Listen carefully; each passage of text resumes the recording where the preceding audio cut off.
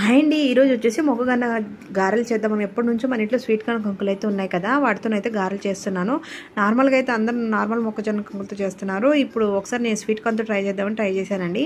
ముందుగా అయితే 2 మొక్కజొన్న కంకులు అయితే వలుసుకొని అందులో కొంచెం ఒక బెల్లం ముక్క అయితే వేసేసుకొని ఇలాచి కూడా వేసుకొని, ఇది కొంచెం జోరుగా ఉంటుంది కాబట్టి అందులో కొద్దిగా బియ్య పిండి వచ్చేసి కొద్దిగా సోడా ఉప్పు కొద్దిగా కొబ్బరి అయితే వేసుకున్నాను.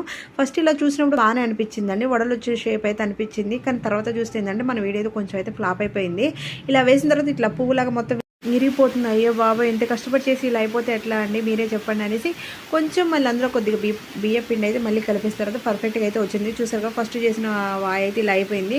4 అయితే వేస్ట్ అయిపోయాను అని అసలే కొద్దిగా చేశాను, అనవసరంగా వేస్ట్ చేశాను, బాధ అనిపించింది. కానీ ఫైనల్లీ మనం అనుకున్నది అయితే రీచ్ అయిపోతే ఆ సక్సెస్ మాత్రం మస్తు అనిపిస్తుంది కదా. ఫైనల్లీ మా బూరెలు అయితే రెడీ అయిపోయింది. మా సైడ్ అయితే వీటిని మొక్కజొన్న గారెలు అంటారు, కొంతమంది బూరెలు అంటారు, కొంతమంది మొక్క గారెలు అని కూడా ఉంటారండి. మీకు కనుక వీడియో కనుక నచ్చితే like and share and subscribe.